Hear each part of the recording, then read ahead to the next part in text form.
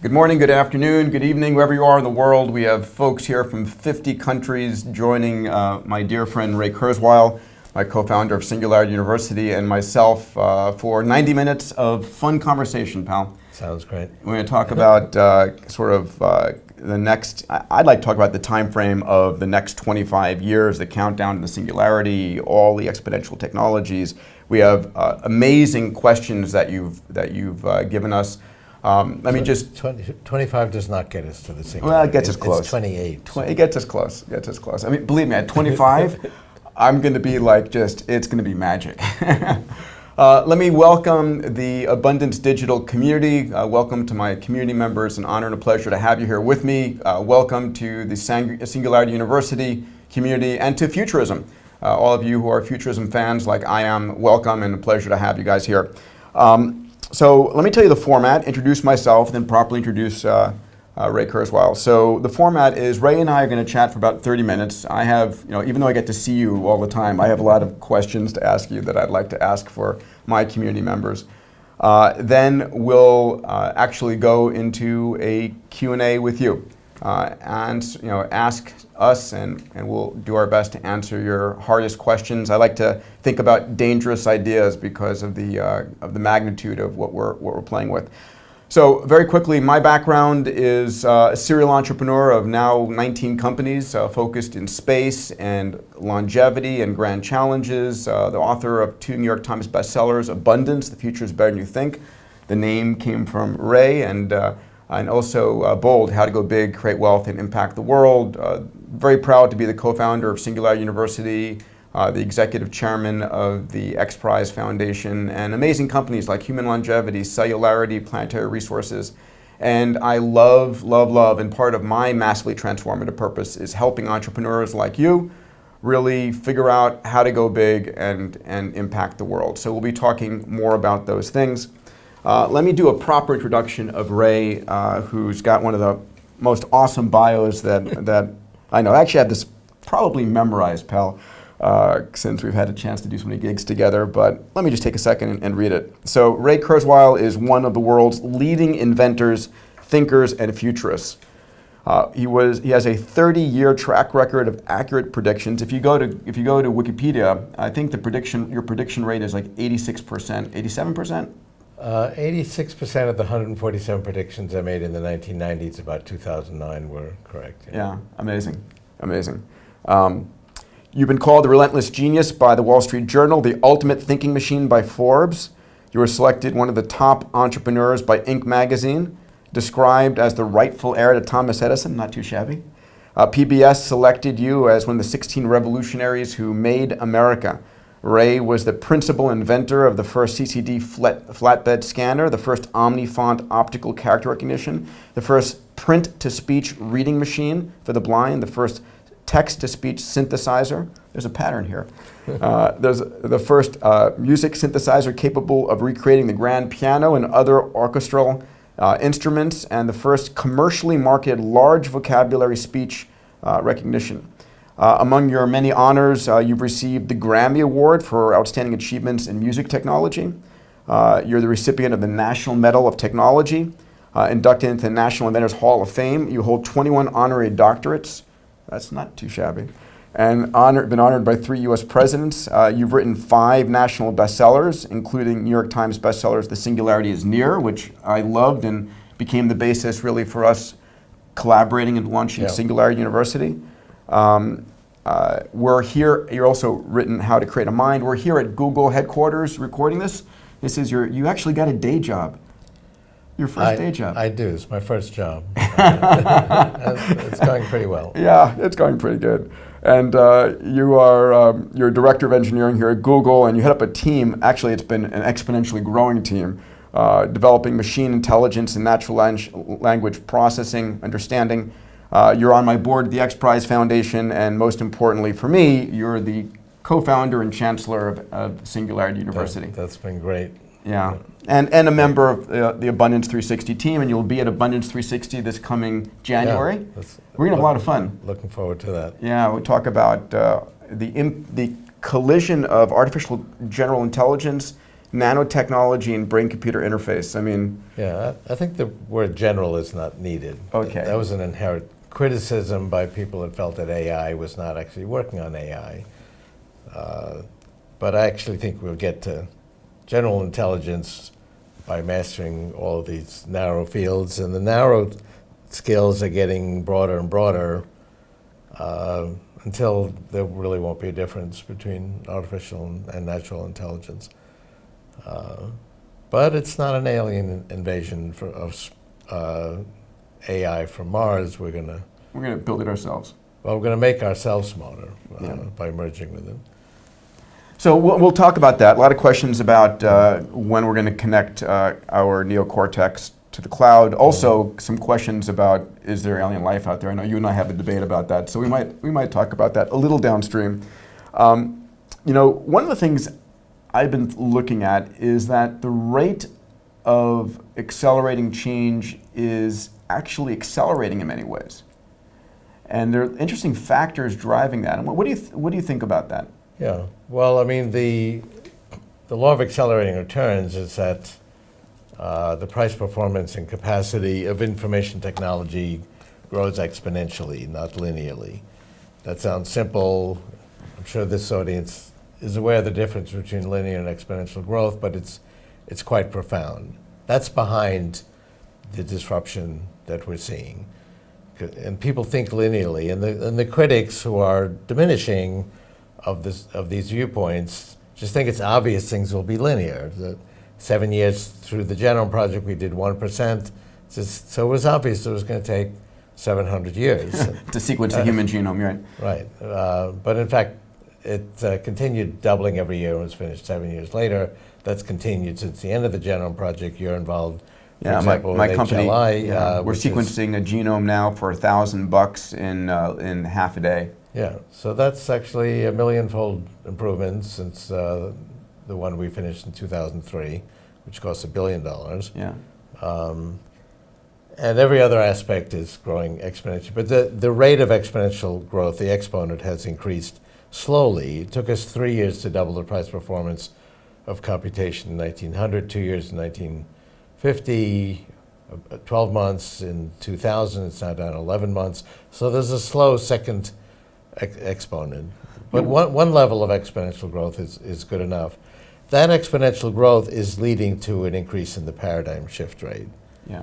So let's talk about paradigm shift rate, because it's not just the acceleration of tech, especially for entrepreneurs, it's new business models. Yeah. And it's the convergence of technologies that make things interesting.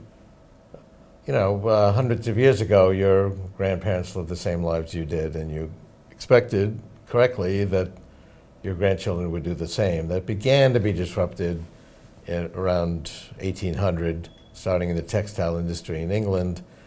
When all these machines came along, business models were uprooted from the technology. This guild of weavers that had passed down this business model of having a family business of weaving cloth was suddenly disrupted. And it led to a perception, oh my goodness, all employment's going to go away, which in fact it did, but we invented new jobs. How many jobs circa 1900 exist today? So we have eliminated all human employment several times, and yet we nonetheless have actually more people as a percentage of the population working today than ever before. Jobs pay 11 times as much in constant dollars per hour than they did a century ago. So we can talk more about employment, but yes, business models are based on the current technology. They're all technology based, and as the technology changes, the business models change. So I'm thinking about the acceleration that we're about to go from, we have about 3.8 billion people connected on the planet today.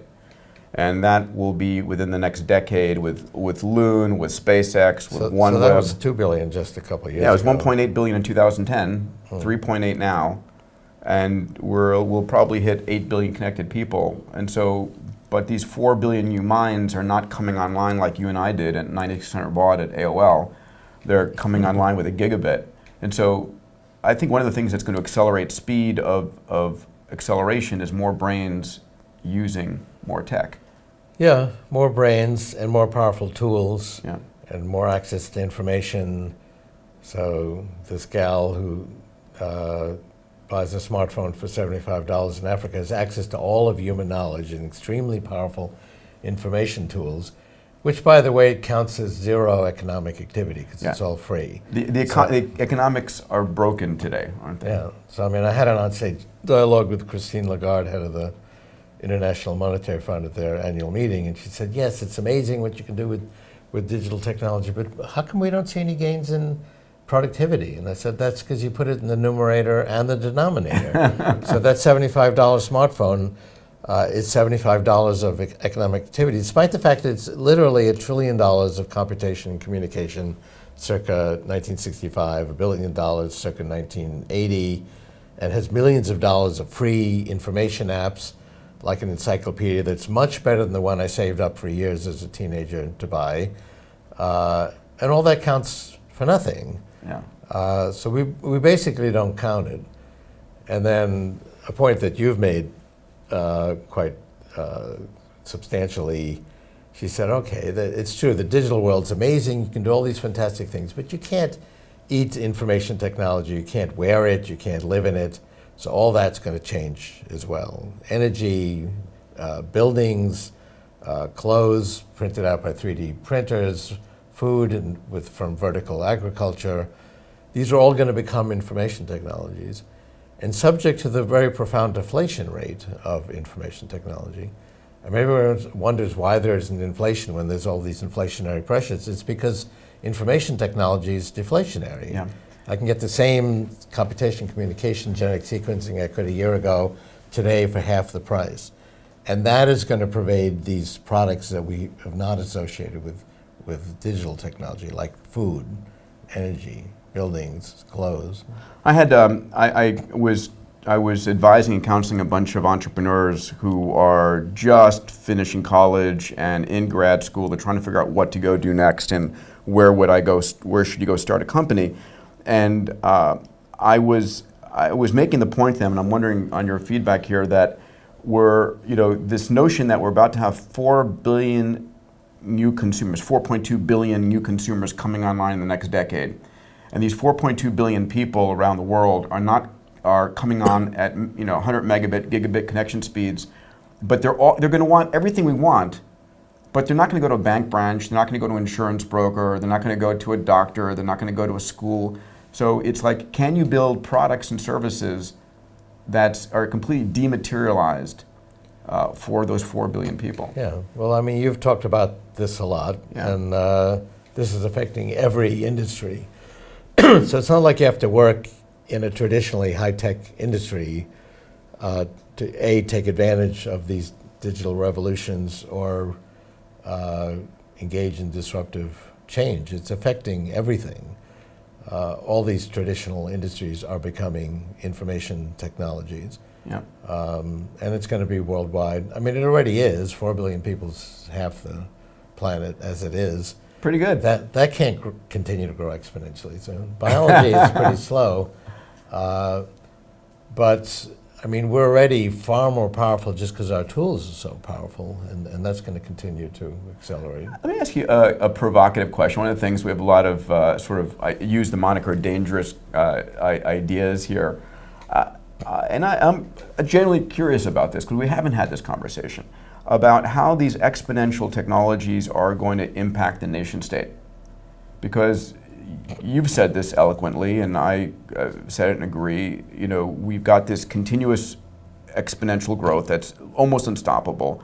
But we have these factors in society like government. People like waking up in the morning and realizing the world hasn't changed from the night before. We don't like change inherently as humans.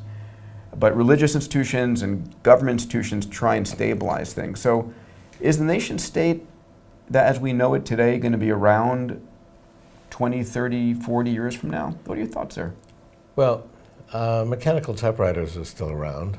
Yeah. Horses and buggies are still around. Just not very used. Right. So these institutions stick around, but they change their role in our lives. They already have. The nation state is not as profound as it was. Religion used to dominate, direct every aspect of your life, minute to minute. It's still important in some ways, but it's much less important, much less pervasive, plays a much smaller role in most people's lives than it did. And the same is true for governments. And we are fantastically interconnected already. There's some issue with the pension funds in Spain, and the economies all over the world feel it, but also react to it and absorb it. Nation states are not islands anymore. They used to be that way, much more so. So we're already much more of a global community. The generation growing up today really feel like world citizens, much more than ever before, because they're talking to people all over the world, and it's not a novelty. I mean, they've grown up that way. So that, we watch news on CNN and so on, and it focuses on certain issues, and yes, they're important, but the kind of disruptive change that both of us talk about is what is really important. If you watch the news, you get the idea that the world's going to hell, it's getting worse, none of which is true. There's these profound trends where things are getting better. There was a poll taken of 24,000 people in 26 countries where they asked, is poverty worldwide getting better or worse? And 90% said incorrectly it's getting worse. Only 1% identified correctly that it's fallen by 50% or more. And that's true in many different areas. Everything is getting better. Health, education, democratization. I just got this text that here it is. It says here, famine deaths are down per 100,000 in 1970s, 529 deaths from famine. Today it's 3 per 100,000. So there's statistics like this in every area. Yeah. And people are really unaware of it. I mean, their algorithm for determining is the world getting better or worse is how often do they hear about bad news. Yeah. And there's a fascination with bad news. There's actually an evolutionary reason that we pay attention to bad news. When you're walking through the jungle, it was a good idea to pay attention to the bad news, like a little rustling in the leaves that might be a predator. The fact that your crops were 1% better than last year, you didn't really have to pay attention to that. So our ability to be aware of the bad news, some tragedy halfway around the world, is getting exponentially better. It's actually a good thing, but it leads to a misperception. Yeah. I mean, I think about this a lot. In fact, in the Abundance Digital community and within SU, the 5 principles that I bring forward all the time is, number 1, helping everybody have an abundance mindset, right? Because as an entrepreneur, if you think everything is getting worse, you're never going to invest in the future. You're going to make incorrect investments in the future.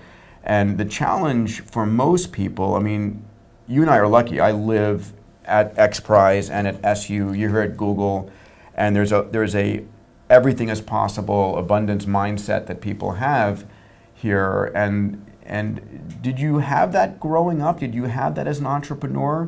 When did you get that? Because I think that's a really critical part of being a successful entrepreneur, having that mindset of abundance. I think I did get that from my family. They were profoundly optimistic and felt that any problem can be overcome.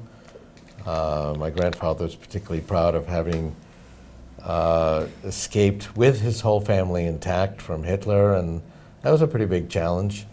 And that continued, that all these different problems could be solved.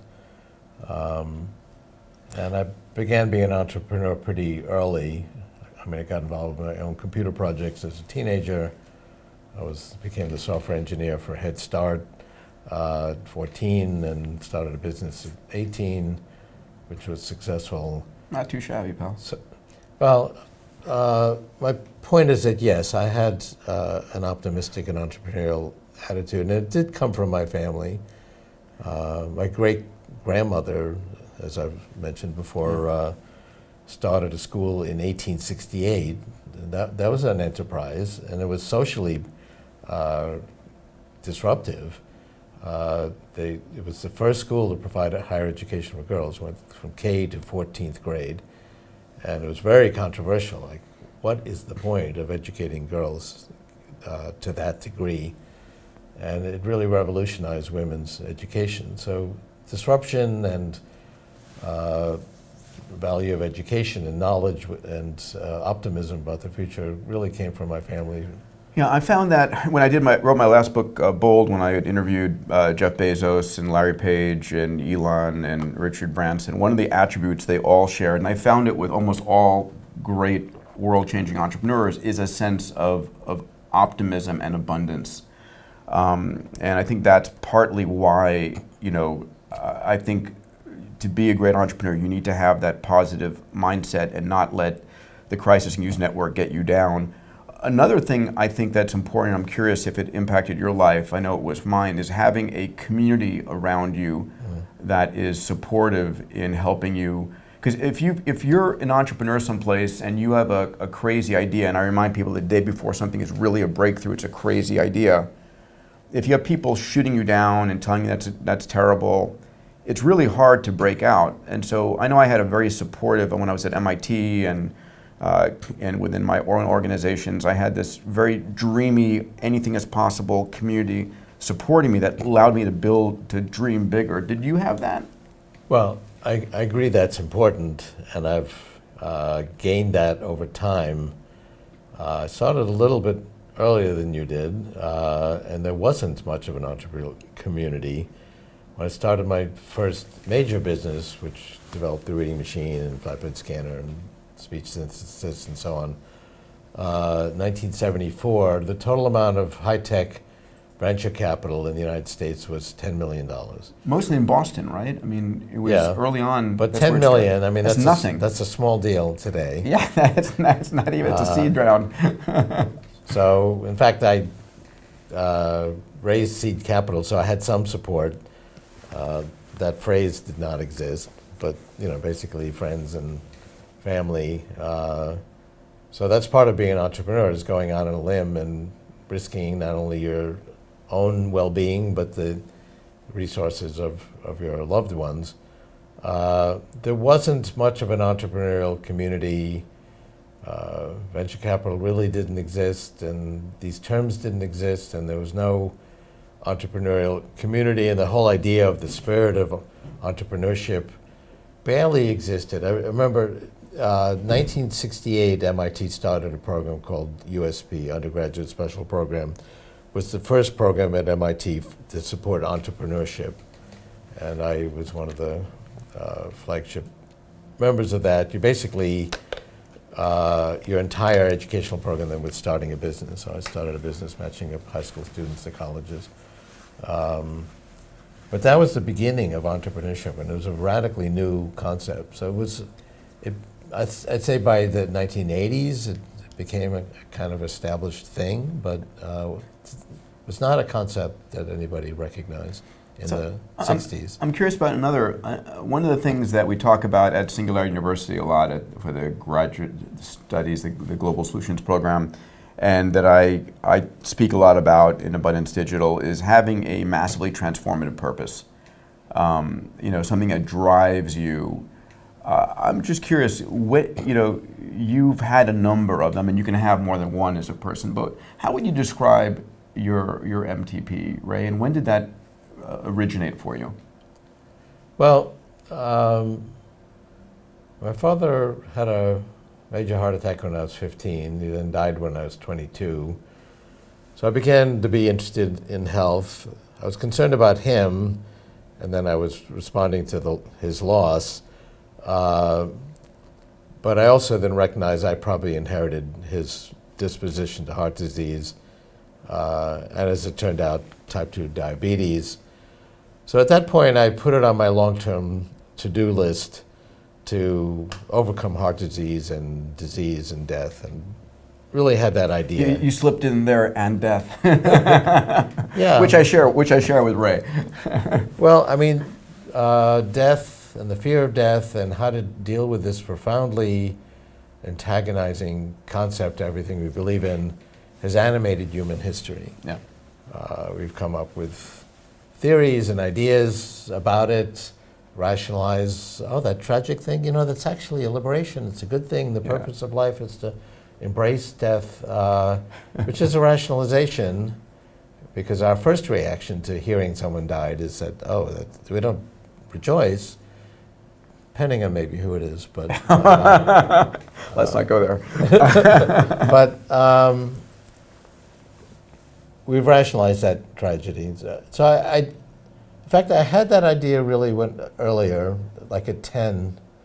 So that drove. I had articulated, we don't really have to die, and we should extend human life dramatically. It was kind of a vague idea at 10.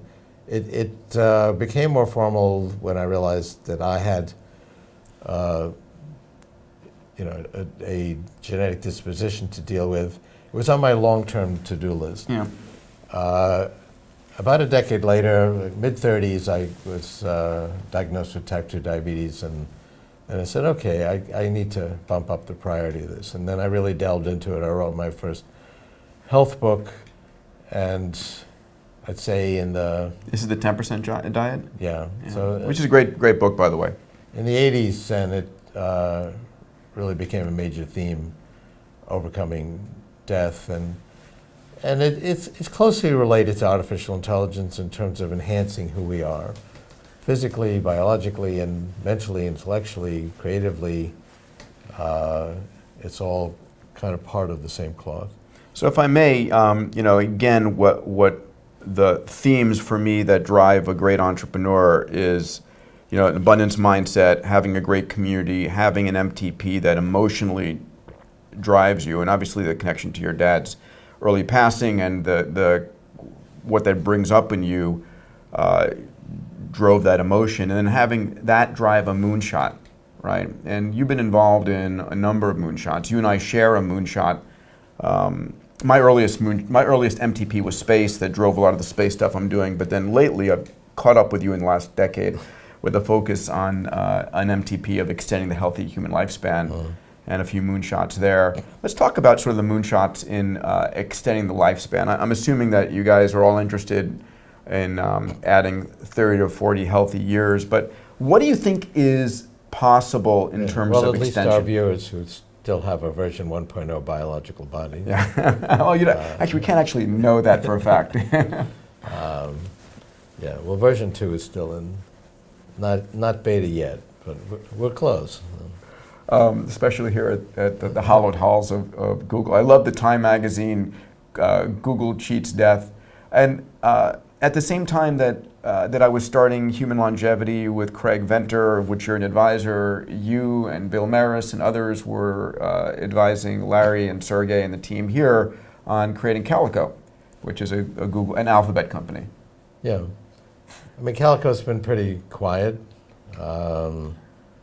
What little I know about it, I really can't share, but... okay, no one's listening. But it is one of many examples of the increasing interest in Bridge 2, which is reprogramming the outdated software of life. It's not a metaphor to say that biology is software. Our genes are strings of data. But it evolved when conditions were very different. And it was not in the interest of humans to live more than in their 20s. Yeah. At that point, evolution was not on your side, because you're using up the food and resources of the tribe, and it's better that you not live. There's a small exception to that called the grandma hypothesis, that it was beneficial to human development that there be some grandparents who could then share their wisdom and help the evolution of technology and culture. But a few grandmas would do. If I could expand on this, just I've always wondered, and if you do the math, hundreds of thousands of years ago, when you went into puberty, age 13, you'd have a baby. I mean, literally at that point. Then by the time you were 26, your baby's having a baby, you're a grandparent. By the time you're 26, you're probably dead. I mean, life expectancy was 19 1,000 years ago. All right. Well, the fact is, the older you got, before there was McDonald's and Whole Foods, if you were taking food out of the mouths of your children or their grandchildren, you never passed the genes along. So the best thing you could do is give your bits back to the environment. Yeah, and evolution did not favor long life. And so, for example, our immune system, which is great, you wouldn't last long without it, does not recognize cancers and thinks, oh, that's me, because that's something that happens later on in life. So biotechnology is to reprogram biology, the How software long- of life. I mean, that's what HLI is trying to do. Yeah. But it's a major movement. It's the cutting edge of medicine. It was enabled by Craig Venter's little project that sequenced the genome. These technologies have been doubling in power every year. They're now 10,000 times more powerful than when the genome was sequenced in 2003.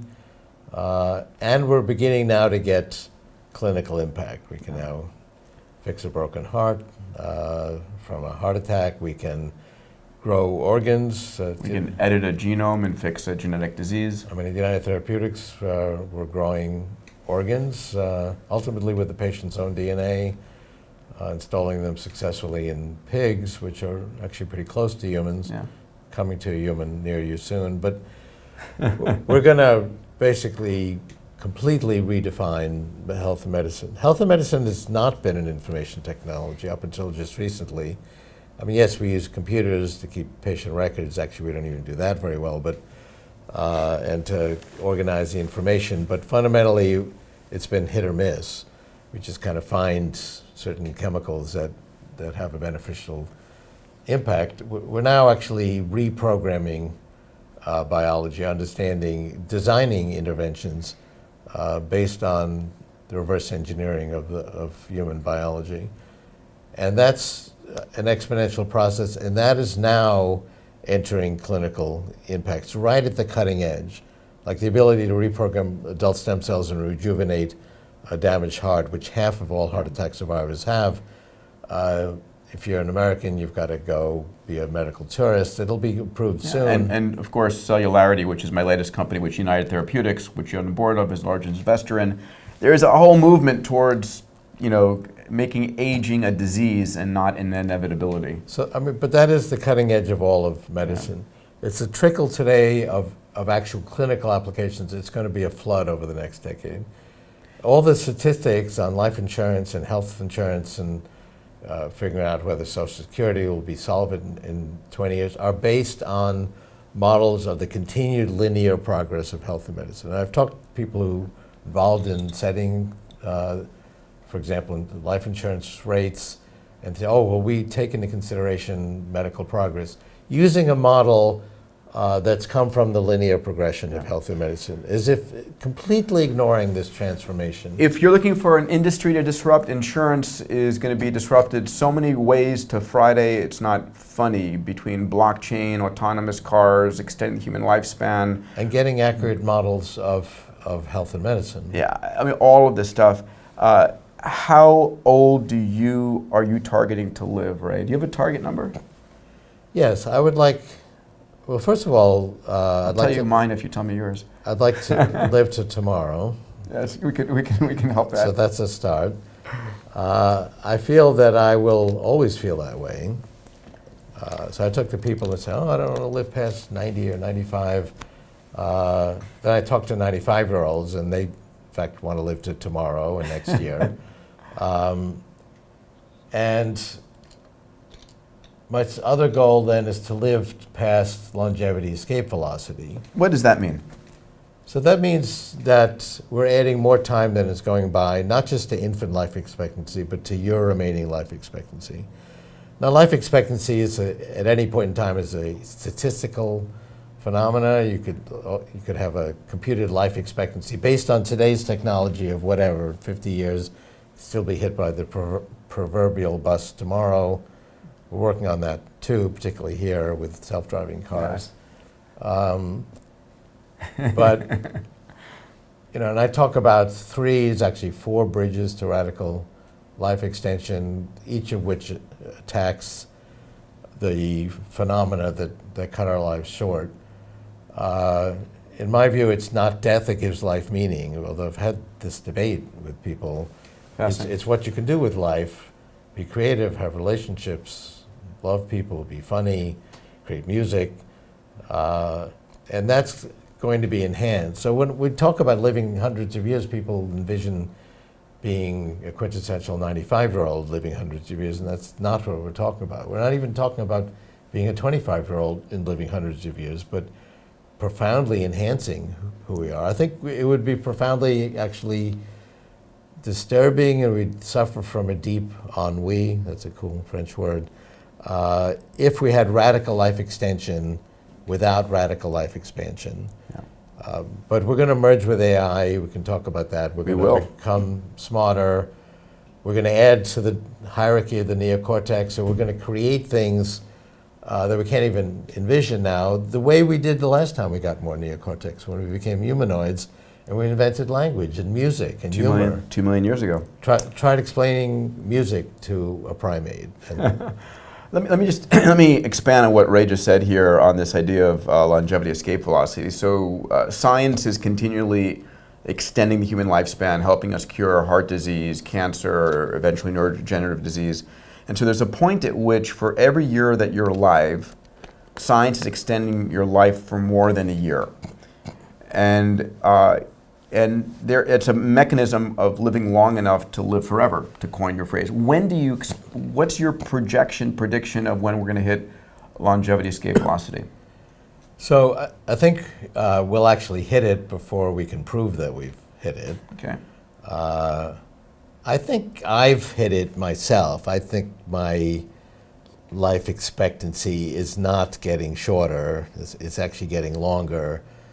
For one reason for that is that I'm very aggressive in adopting sort of cutting edge ideas and keeping track of my own situation and being proactive.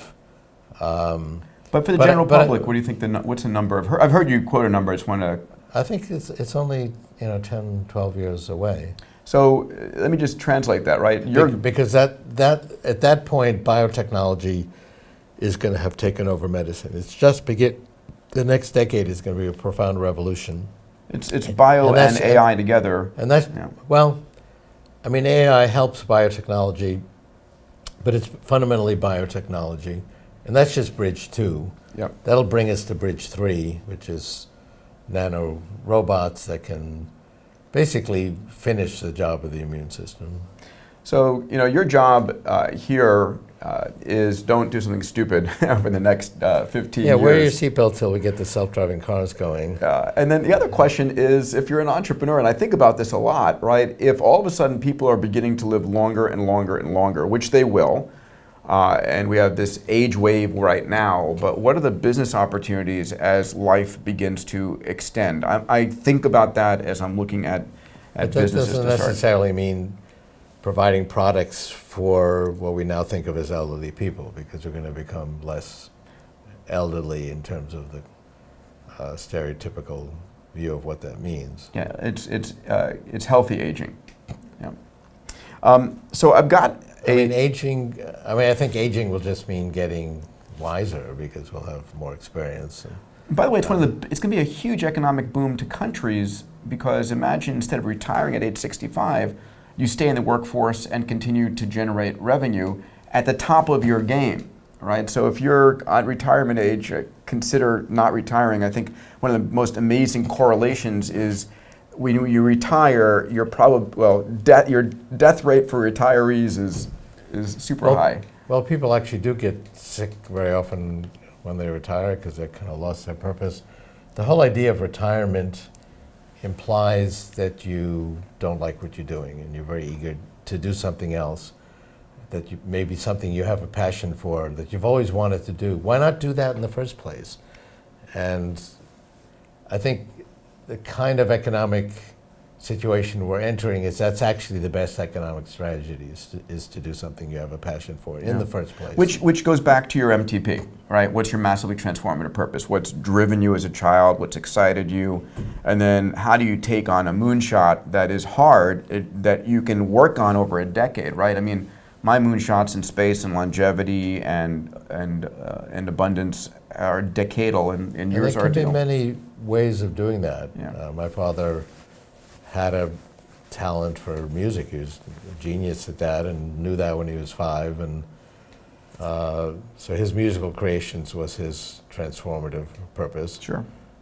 Some people are good at understanding the psychology of other people and creating organizations or helping people with their relationships, being a counselor or a therapist. I mean, there's many different ways that you can contribute. Some people discover their passion young as a child. Some people it takes longer. I think that's the purpose of education now, is really to help people discover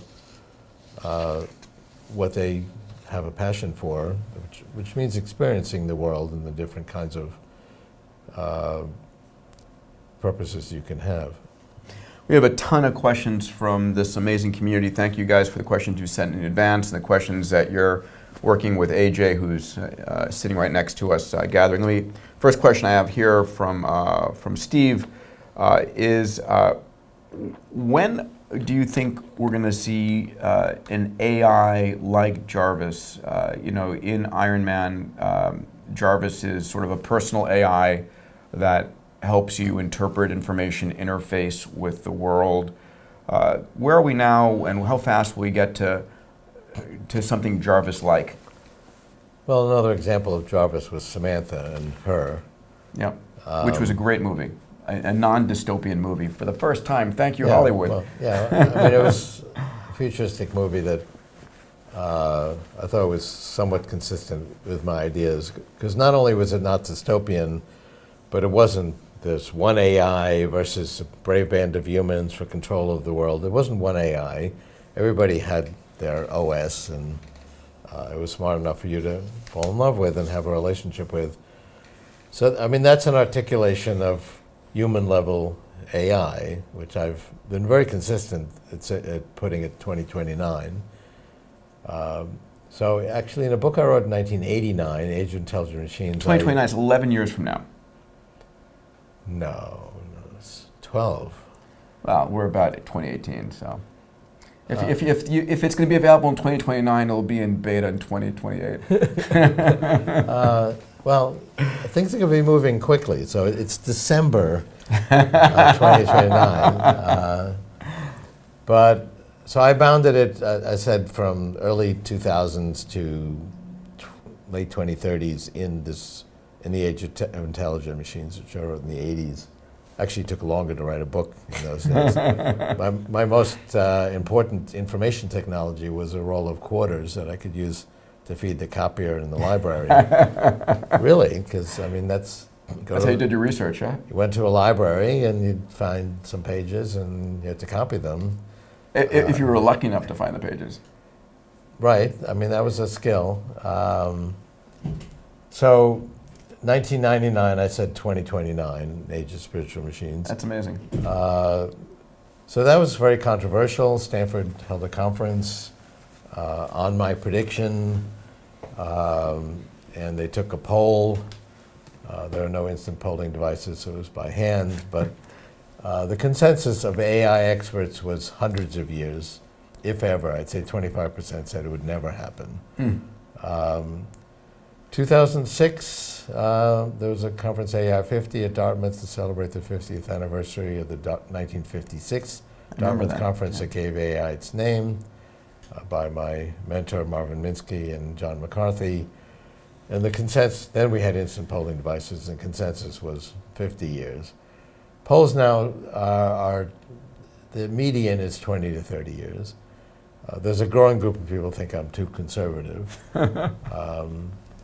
But that's looking quite sound to me. I mean, it's looking more and more comfortable. Like, I see what we can do already. We have computers that do a pretty good job of understanding the meaning of natural language.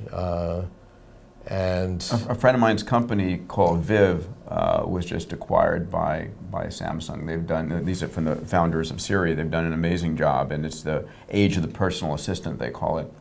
So 2029 for Jarvis-like interface. I mean, they're getting better at a fantastic pace. Yeah. I mean, in a matter of months, the systems that I see and experience and work with are getting rapidly better. So 2029 is going to be about right. And you're inside the rabbit hole here at Google.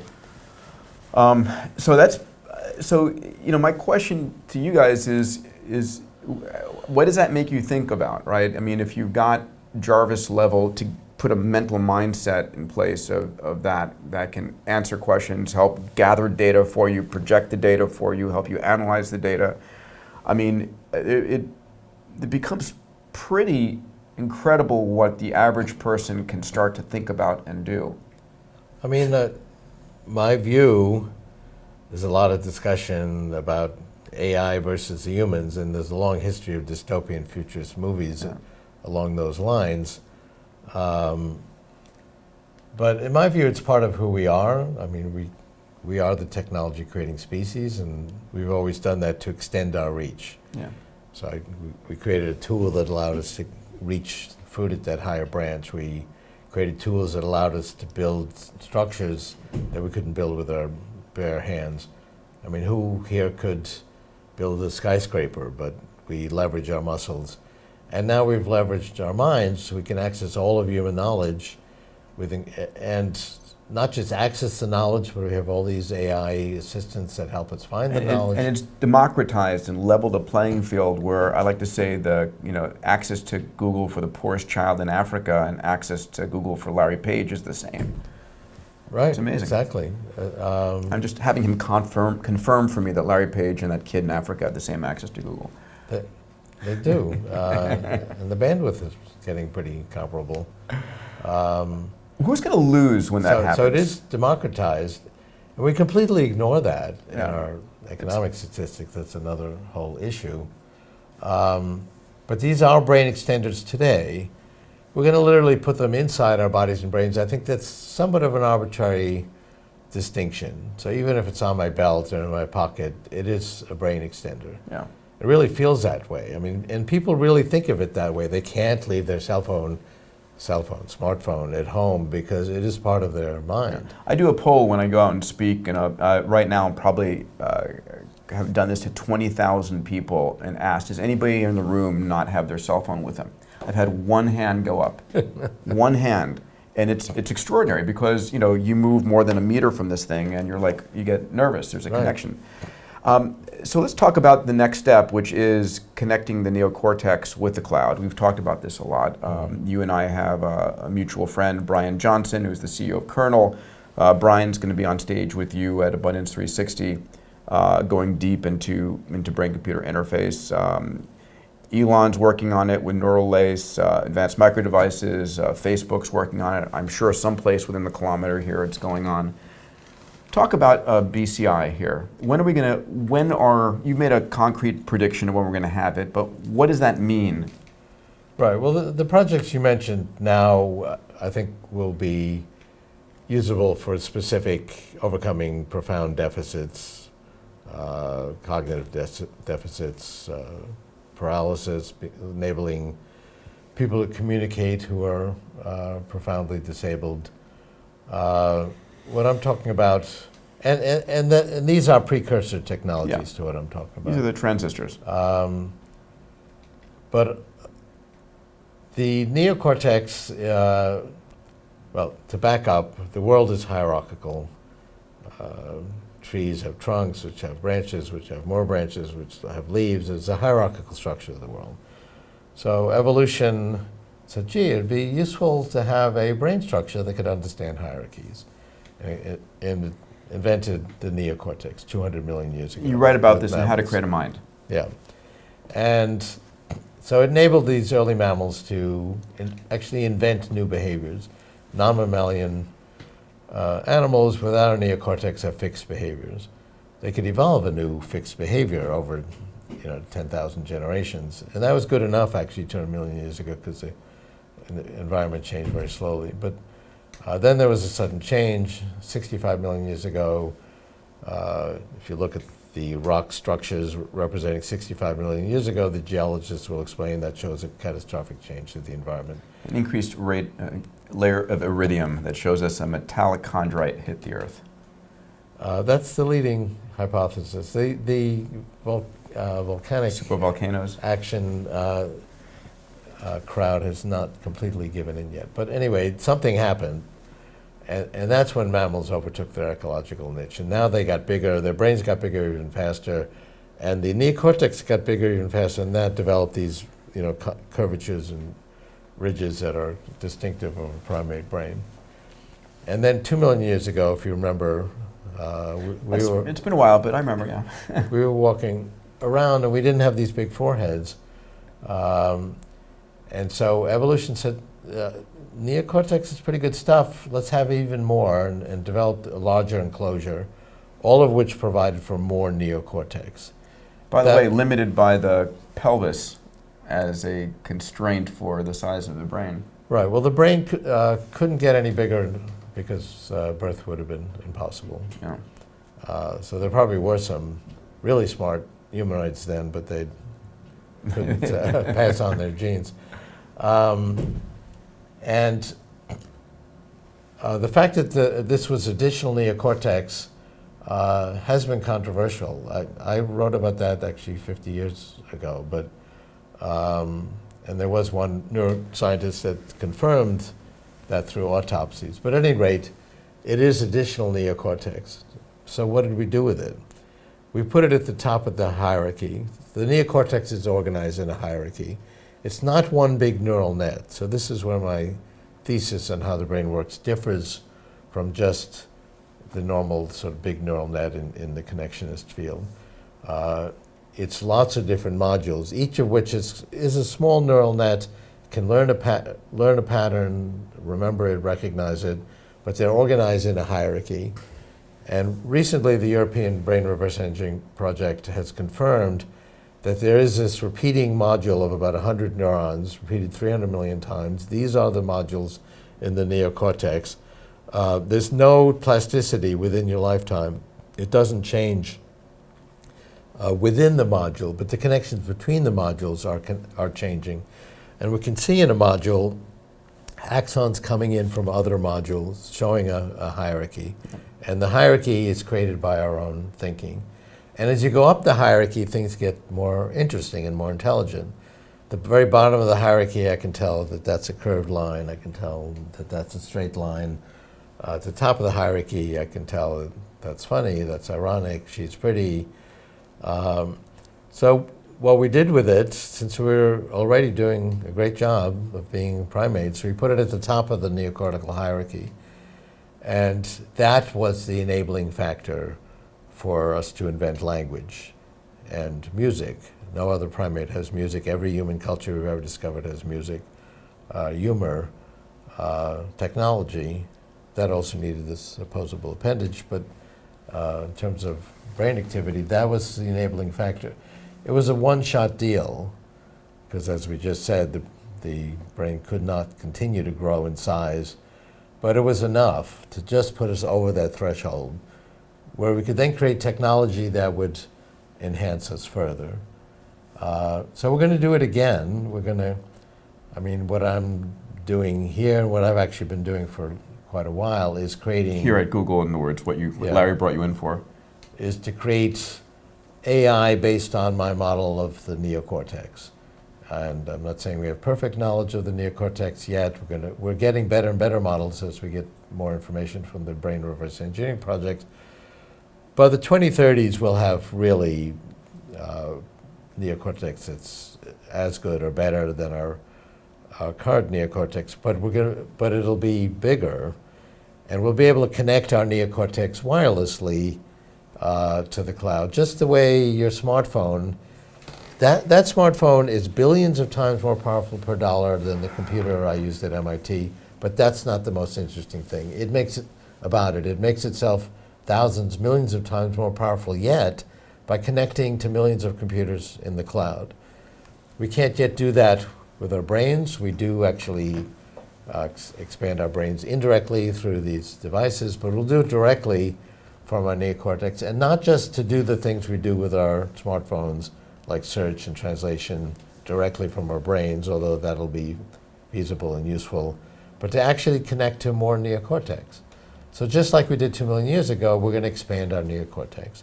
And just like we did 2 million years ago, we'll put it at the top of the neocortical hierarchy.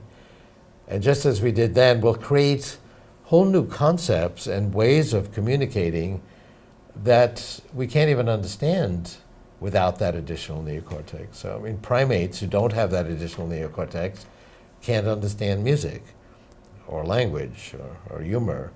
So we'll create things of that profound nature. So we'll become smarter, we'll become funnier, The only difference is that unlike 2 million years ago, it won't be a one-shot deal because the cloud is doubling in power as we speak and will continue to grow exponentially. So, I mean, the question, I think about this a lot, right? Because we can't know what this will enable. I mean, if you're connecting your neocortex to the cloud, you ask a question, you think, and you know the answer instantly, and you can increase your conceptual intelligence, where I can start thinking about, quantum physics, which, 1805, I mean, so it was 805 and 807 really were challenging for me at MIT. I was going the molecular biology route, but I wanted so much to become a physicist. Well, Feynman said, if you think you understand quantum mechanics, you don't understand. Yeah. So. But it won't, as you're saying, it won't just be a matter of answering questions we can't answer today, but coming up with questions we couldn't even contemplate. And so when people talk about the future of jobs, 2035, the mid-2030s, 18 years from now, I mean, the concept of what we're going to be even doing is it's unfathomable. We cannot understand that. I mean, what we are doing now is unfathomable to people in 1950, let alone 1900. Yeah. We've eliminated all the jobs from 1900, essentially, and yet we have a larger fraction of the population working, making an order of magnitude more money per hour in constant dollars, and doing much more interesting work. We're moving up Maslow's hierarchy. Powell, I have a bunch of questions I want to ask rapid fire here. So Brianna is asking, and I've got a bunch that AJ is bringing from the community here. Who's going to win the battle on AI prowess? Amazon, Google, Facebook, Tesla? It seems like Amazon is way out ahead of Google recently. I mean, it is a community project. Yeah. There is a lot of collaboration still. There's lots of collaboration. There's lots of academic research that's exciting that is incorporated in all these systems. They're all somewhat close. I mean, I don't want to sit here and tout. All right, that's fair enough, because I agree with you. Everybody's collaborating and working together. Right. We're all benefiting from each other's work. It's all pretty close. There are small differences that make a difference in the marketplace. Google's not doing too badly, I think. I think Google's is dominant. But Jeff, I've known Jeff for 35 years. He is an incredible, driven person. He's got amazing MTP. Eric asks, where on the Gartner hype cycle do you think AI is today? In particular with autonomous vehicles. So I teach about the AI, about the Gartner hype cycle. We talk about how to read an exponential curve in the abundance digital community. Right. I mean, I've written about the life cycle of technologies. So very often this hype is accurate but mistimed. So, if in the 1990s you had the URL dog.com, you were a billionaire. Then around the year 2000, the financial community said, no, wait a second, you can't make money on these internet companies. And the internet crash almost took down the world economy. The internet was revolutionary. We have little internet companies now, you've mentioned a few of them, that are worth trillions of dollars together. So a lot of these technologies, I think, are in the hype phase. These phases are shorter than they used to be because of the acceleration. So like virtual reality, 3D printing, they've got some interesting niche applications, but they're not ready for prime time yet. They're only a few years off. I think 3D printing is going to revolutionize manufacturing starting around 2020. Then we'll be able to print out clothing. Which is a $10 trillion industry, by the way, global manufacturing. But I don't really view that have that perspective with regard to AI. The hype is justified, or the excitement. It is profoundly revolutionizing every industry. And every industry is going to become an AI industry very soon. And we've just begun to scratch the surface. Well, here's a fun... It's proceeding very quickly. So it's not hype. It's justified excitement. Here's a fun one from Joanna on a specific AI-enabled industry. She asks, what is the future of gender when female robots are already being used for sex and the AI industry is primarily run by men? Will there be equality in the singularity, or will it make inequality even more prevalent?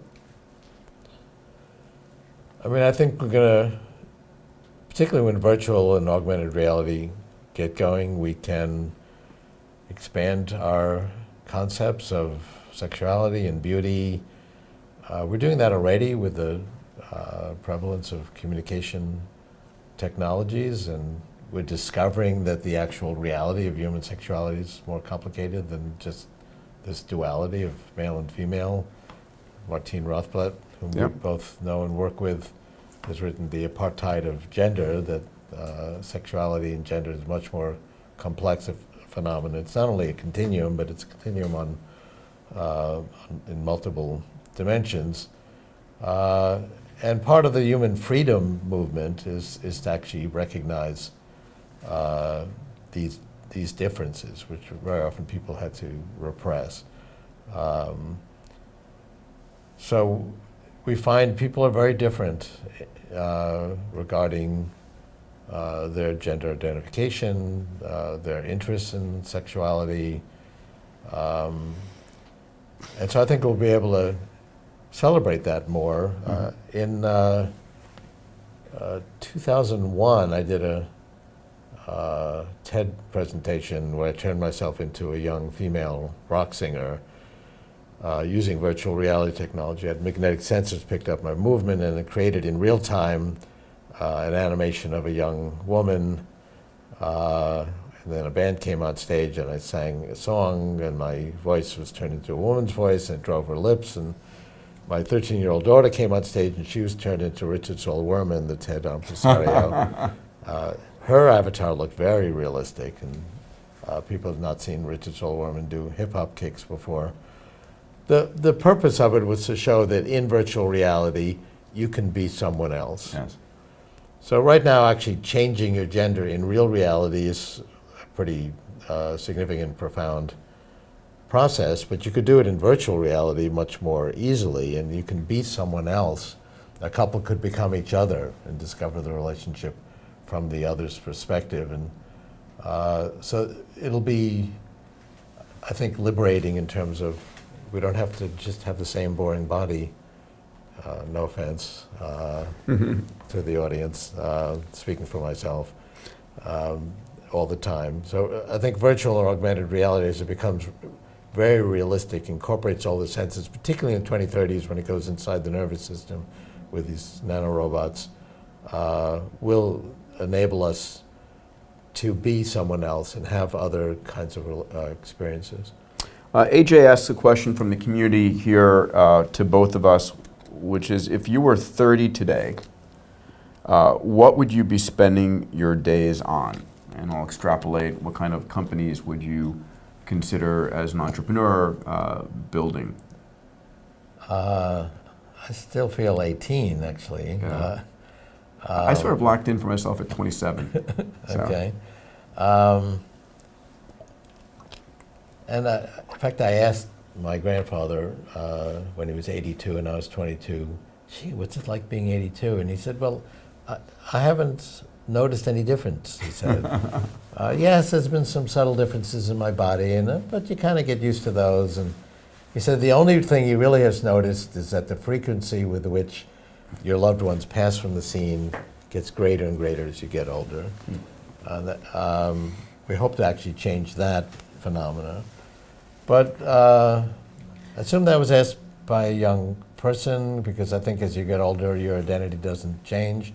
I'm not doing anything differently than I was. I'm still involved with projects. Let's change it. What advice would you give to a 30-year-old today in terms of what they should be focusing on, or what if they were an entrepreneur looking to start companies? Where would they find the most excitement, fun, opportunity? Well, it's kind of a old piece of advice, which is to find your passion.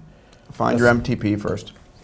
And some people really have an innate passion for music or art or writing or science, and that becomes apparent. Generally, if you have that, that'll be apparent when you're a child.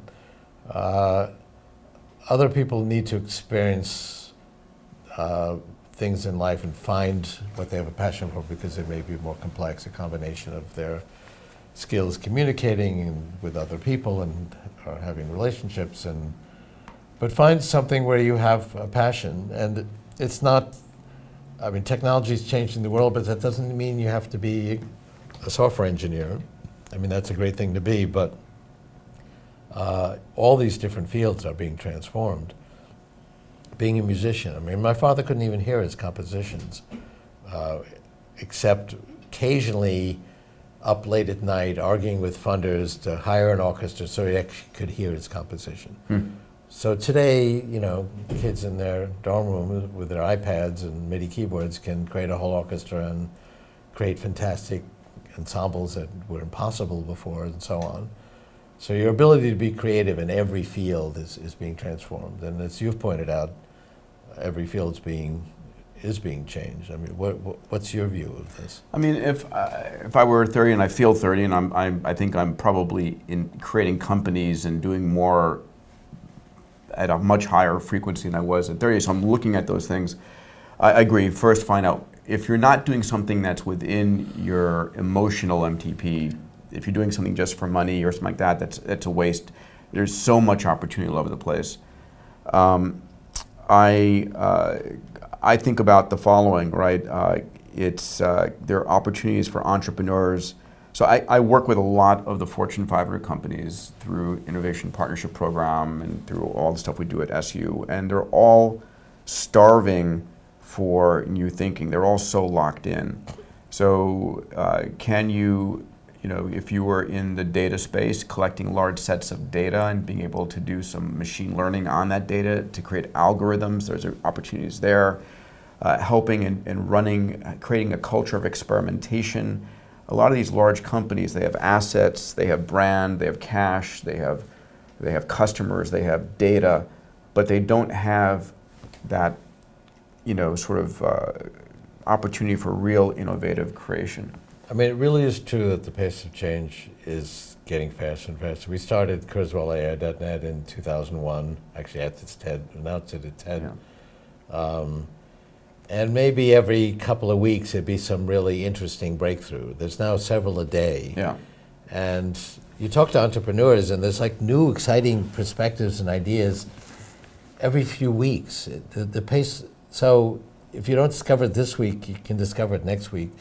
Talk to lots of people and you'll find other people with ideas that seem revolutionary. And if one really seems exciting to you and something that you think you can contribute to, you can you know, join that team. I mean, that's what we're trying to curate within the Abundance Digital community is create a community of people who've got MTPs, have moonshots, have access to these technologies, and can team up and start companies together, or at least support each other's ideas, right? By the way, one thing I think it's really important, I can't stress this enough, there's a mindset out there that if you have an idea, you need to keep it very close to yourself.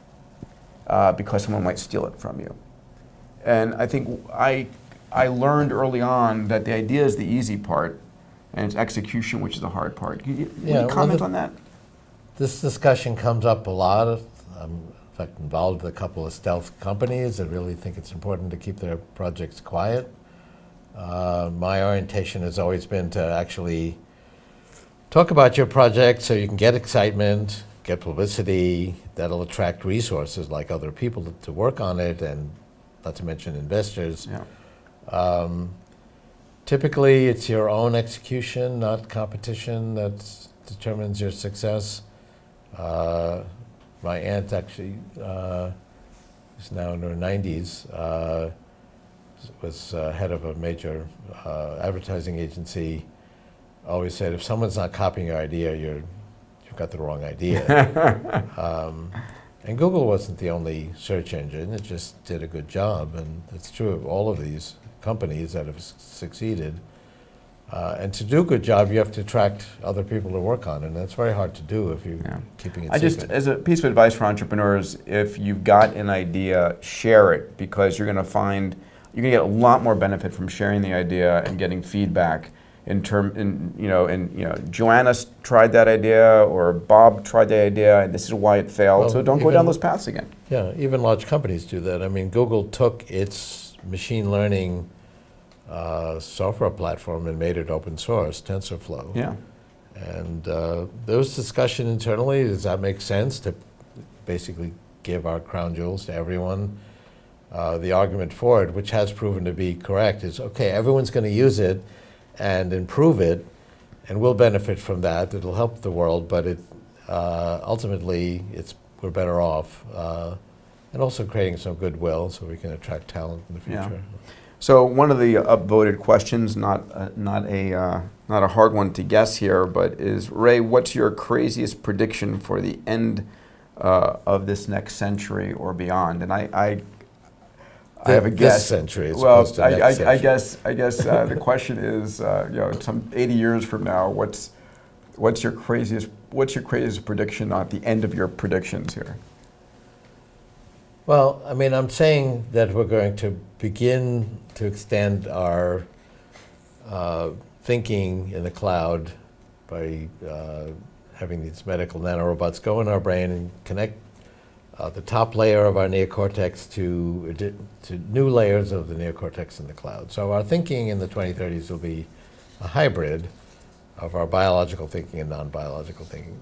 The non-biological part of our thinking is subject to the law of accelerating returns. It's going to grow exponentially. It actually won't take that long for it to predominate.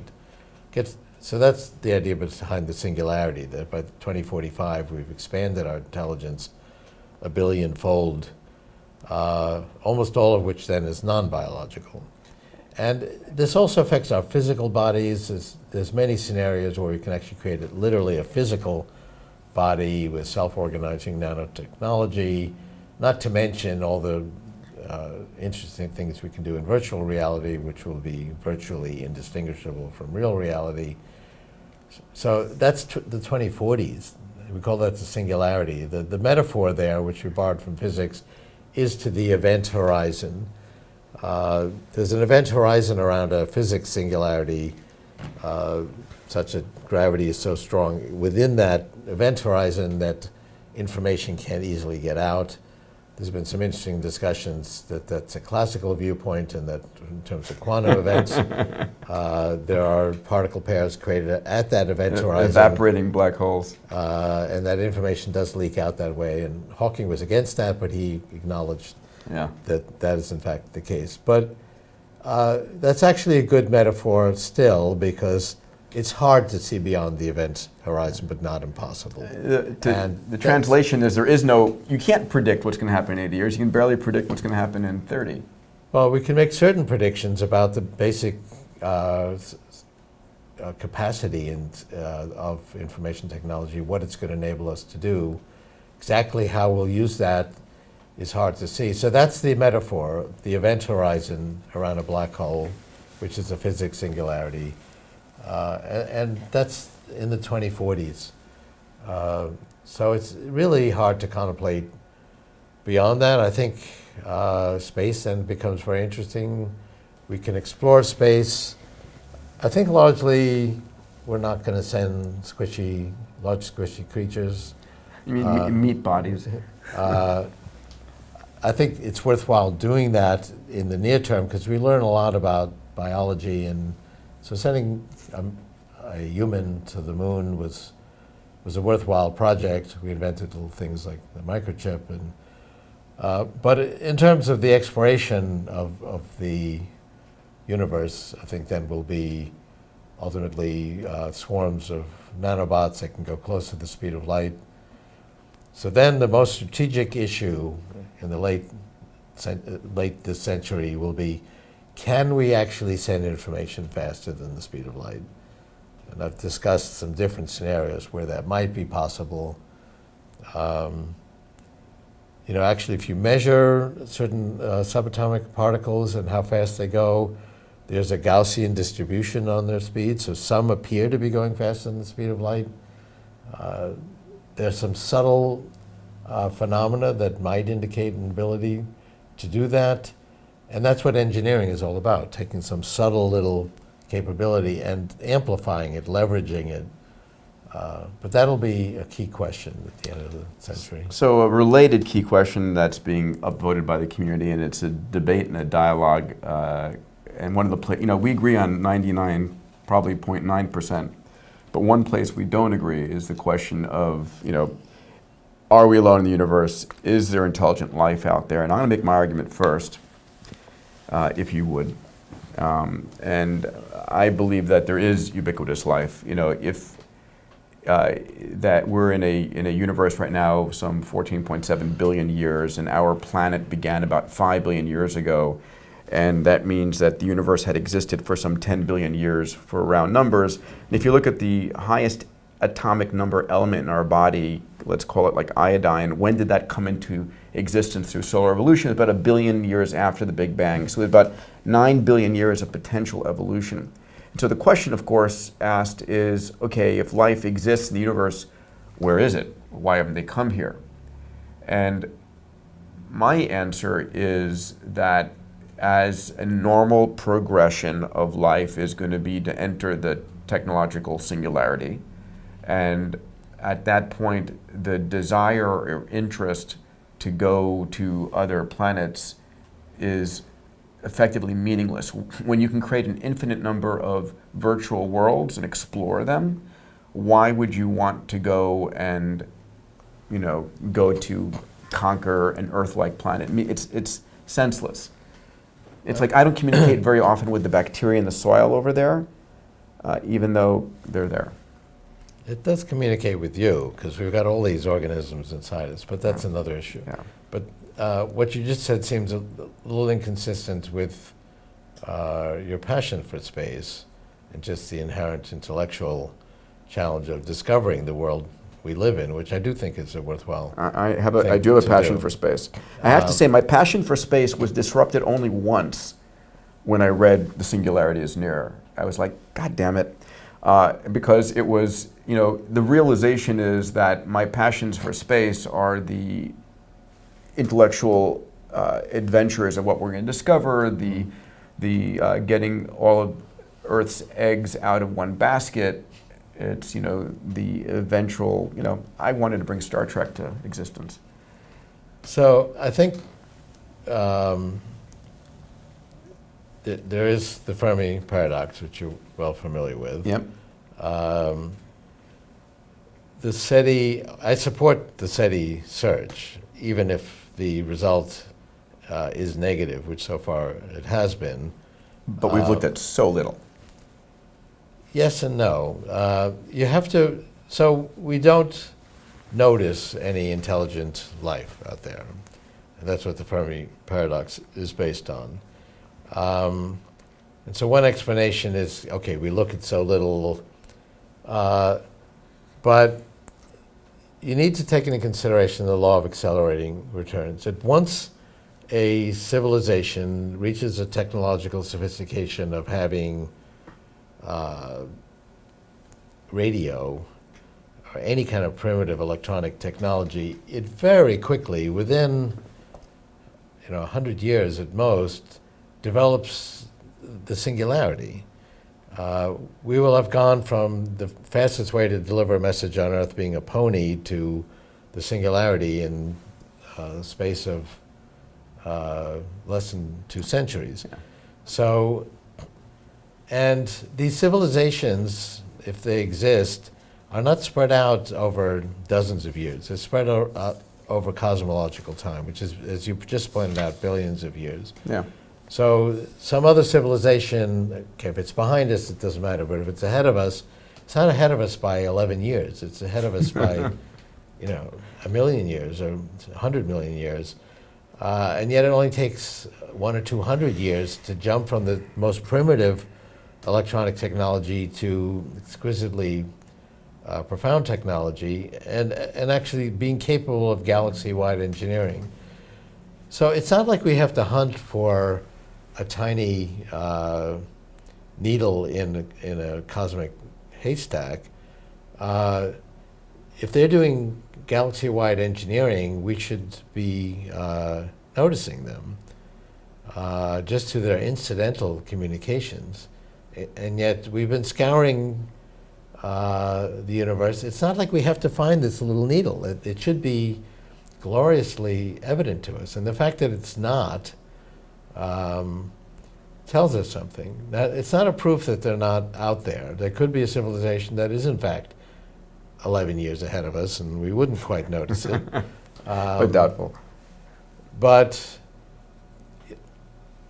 so I had this debate at the SETI Institute, and there's the Drake formula, which you're familiar with. Each of the many terms in that, there's a very wide range of plausible parameters you can put in there. The typical analysis is that there should be thousands to millions of intelligent civilizations per galaxy.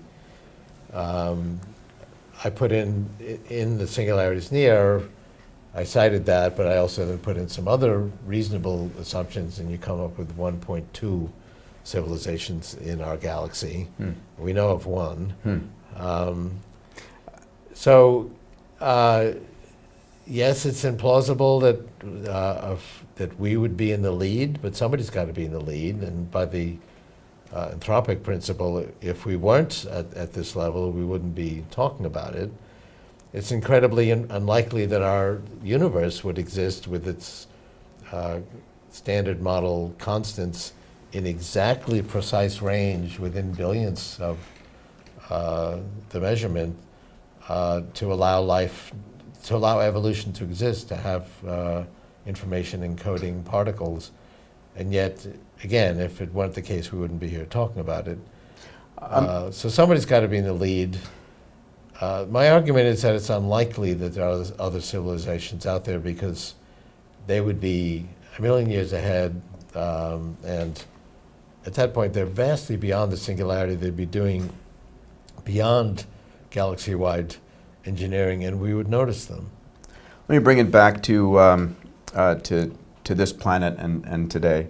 But I am curious where you guys what you guys think. Are we the first? Are we sort of nth on the prediction? Because the number of planets we're discovering are blowing us away. I mean, that's amazing. All right. On Tuesday, I'm spending an hour on stage with Mark Andreessen. He and I are doing a fireside chat on convergence of technologies.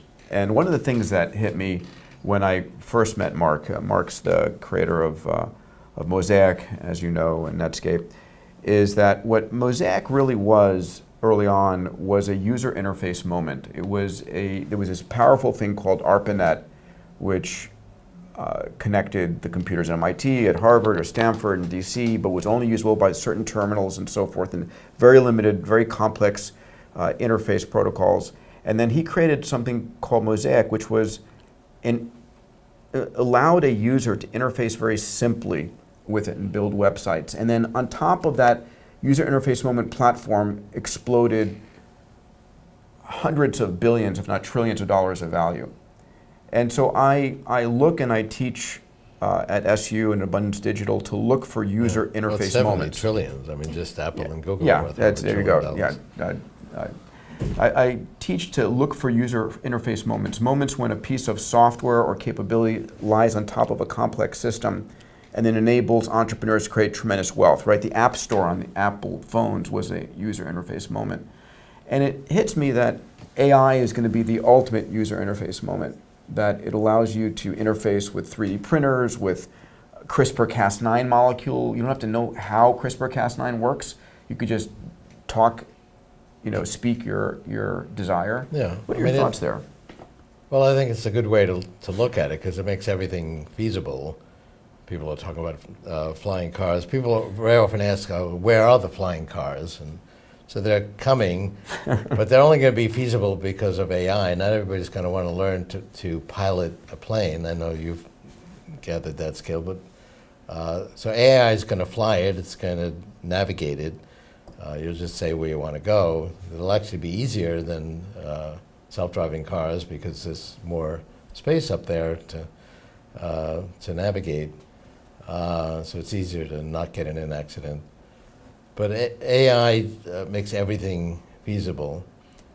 I think if you think about virtual and augmented reality, it hasn't quite had that user interface moment yet. It's agreed. still cumbersome to use. It's hard to interact with. I mean, just as keeping up with technology, I've tried a number of them, and it's like, this is a pain to set up and to use.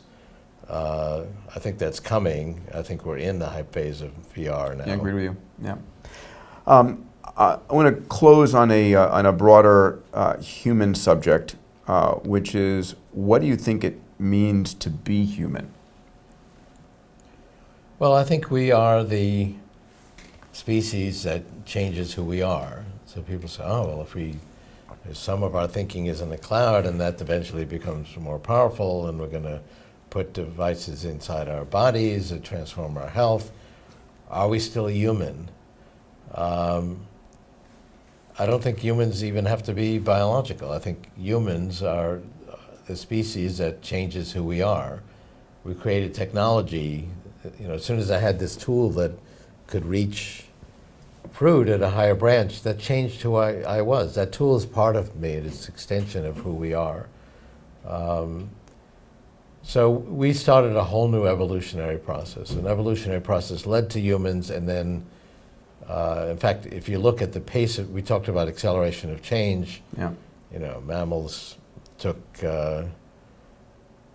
tens of millions of years, and humanoids millions of years, and Homo sapiens hundreds of thousands of years. And then finally, this acceleration of evolution passed on in a very smooth fashion to technology. The first steps, like fire and stone tools and so on, took thousands of years, and now we see paradigm shifts in 1 year or less. But it's a very smooth transition from biology to technology. And so we are the technology creating species, but technology is an ability to change our environment, to change ourselves. We are going to profoundly transform ourselves, and people say, well, do I really want to become part machine? You're not even going to notice it, because it's going to be a sensible thing to do at each point. Just like you take a medicine that, it has some nanobots in it, keeps you healthy, you'd be stupid not to do it. And by the way, this has now this new feature. It'll improve your memory so you can recall things more easily, and it's just going to become a seamless process, as it has been. So that's who we are. We are the species that changes who we are to become smarter, more profound, more beautiful, more creative, more musical, funnier, sexier. Amen. Amen. I love that. So listen, I hope you guys have enjoyed this. If you're part of the Abundance Digital community, you'll be joining Ray and I again Look forward to it. at the end, January 21, 22, 23. We'll be spending a day together going deep into artificial intelligence, BCI, and another subject we haven't talked about, nanotechnology, right? And we're both we're both advisors and investors in nanotech company we did mention nanobots. Anyway, we're going to have a lot of fun. I hope you've enjoyed this. Again, hello to the SU family and to the Futurism audience as well. And Ray, thank you, pal. Always a pleasure. It's great to share ideas. There's always more. A lot more, and it's getting more abundant every day. See you guys.